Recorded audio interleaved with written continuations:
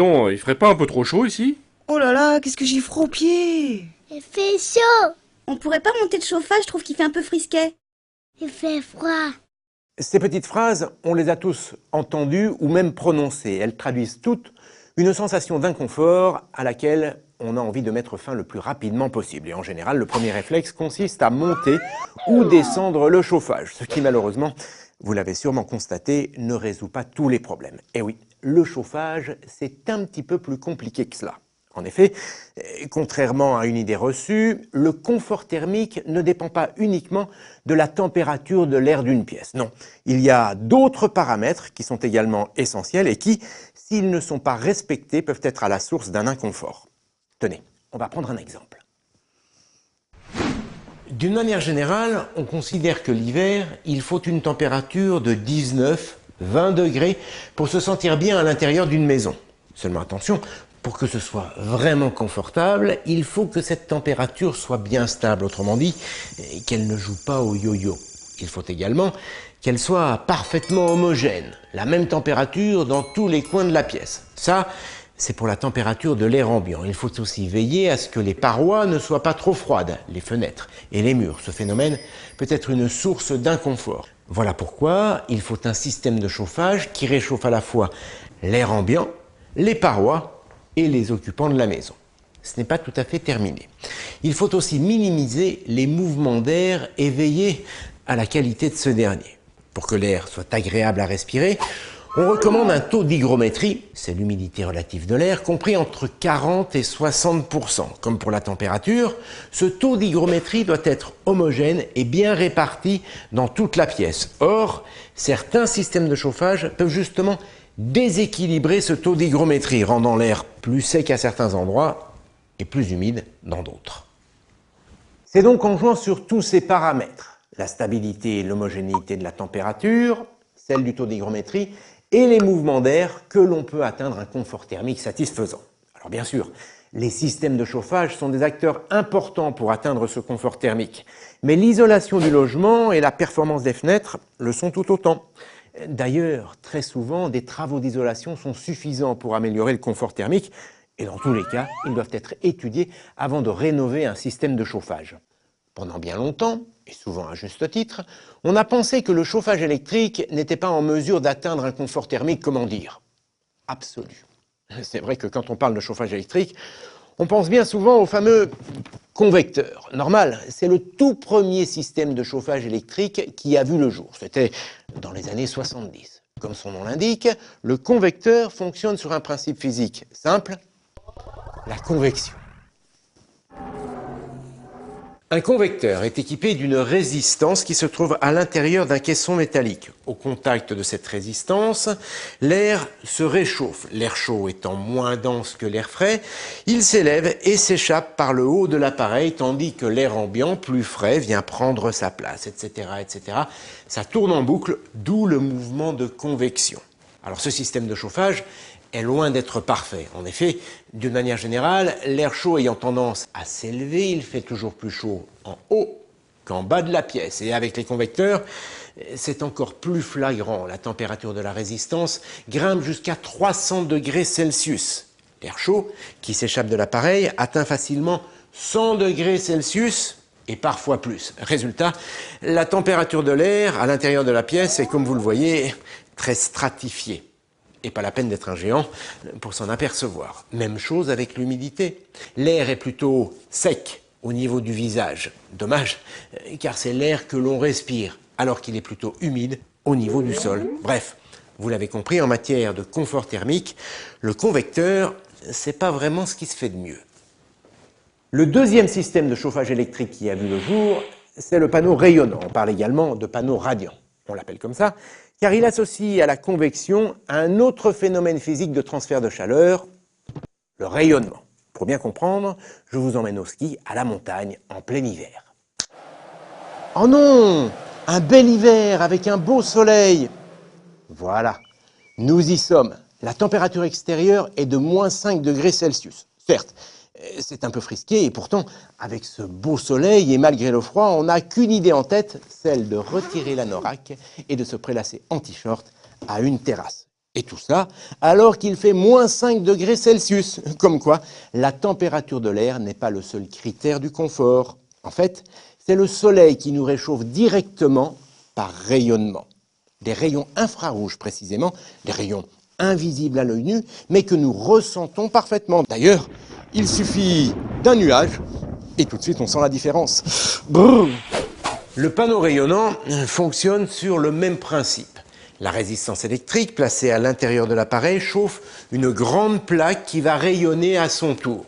Les rayons infrarouges passent en fait à travers les petits trous de cette grille qui protège le dispositif. De cette manière, contrairement aux convecteurs qui ne réchauffent que l'air, les panneaux radiants, grâce à leur rayonnement, réchauffent aussi les surfaces, les parois et donc les corps qui se trouvent à l'intérieur de la pièce. Cependant, ils ont aussi leurs limites.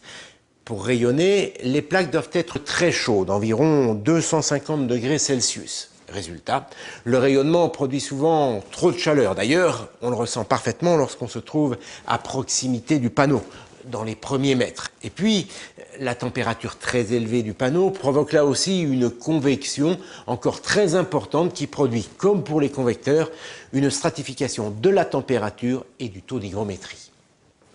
En fait, c'est paradoxal, l'inconvénient avec les panneaux radiants, c'est qu'ils peuvent être trop chauds. Heureusement, les ingénieurs ont trouvé la parade avec une nouvelle génération de radiateurs électriques, des radiateurs à chaleur douce, c'est-à-dire des radiateurs capables de rayonner à basse température. Avec ces radiateurs à chaleur douce, la température de l'air qui s'échappe de l'appareil est beaucoup moins élevée. Il n'y a donc plus de stratification de la température de l'air et du taux de l'hygrométrie.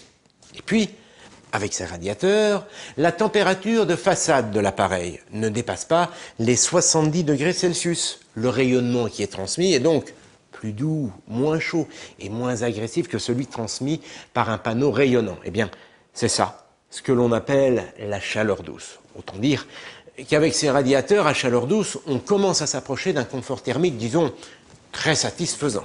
Enfin, il manque tout de même à la chaleur qu'il diffuse ce petit quelque chose qui permet d'éviter les variations de température. Eh bien, ce petit quelque chose, c'est ce qu'on appelle l'inertie.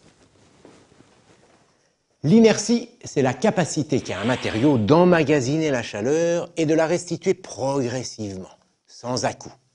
Alors ce n'est pas quelque chose de nouveau, bien au contraire, nos grands-parents utilisaient déjà ce phénomène quand ils se chauffaient avec la cheminée. Vous avez sûrement remarqué la plaque de fonte qui est placée à l'arrière de la cheminée. Eh bien, lorsque le feu est alimenté, il réchauffe la pièce ainsi que la plaque de fonte qui monte en température. Puis, lorsque le feu prend fin, que les bûches de bois sont consumées, eh bien, la plaque de fonte prend le relais et diffuse sa chaleur progressivement. Grâce à cette inertie, les radiateurs se comportent toujours comme un point chaud permanent, stable et homogène. Du coup, la température de la pièce le devient aussi.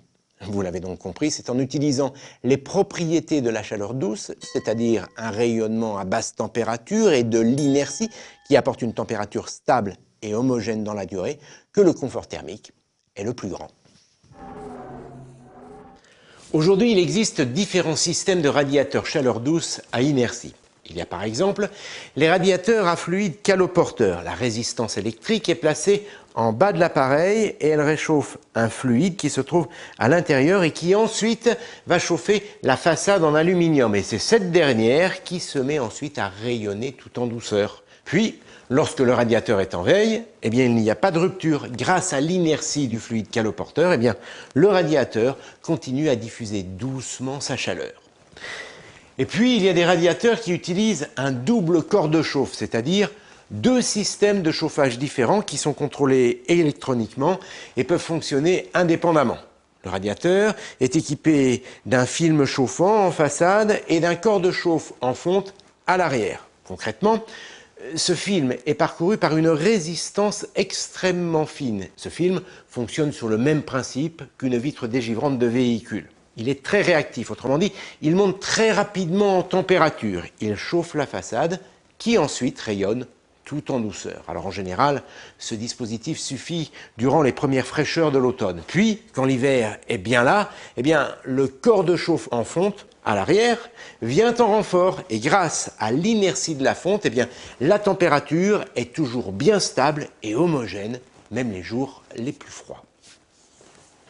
Alors bien sûr, en fonction de la gamme, du fabricant et surtout des matériaux utilisés, ces radiateurs à chaleur douce et à inertie sont plus ou moins performants, mais tout de même, parmi tous les systèmes de chauffage électrique, eh bien, ce sont ces radiateurs qui apportent le plus grand confort thermique. Ils sont aussi performants, voire plus, que le chauffage central, en sachant qu'ils présentent un autre avantage par rapport au chauffage central. L'utilisateur peut choisir la température de chaque pièce en fonction de ses besoins.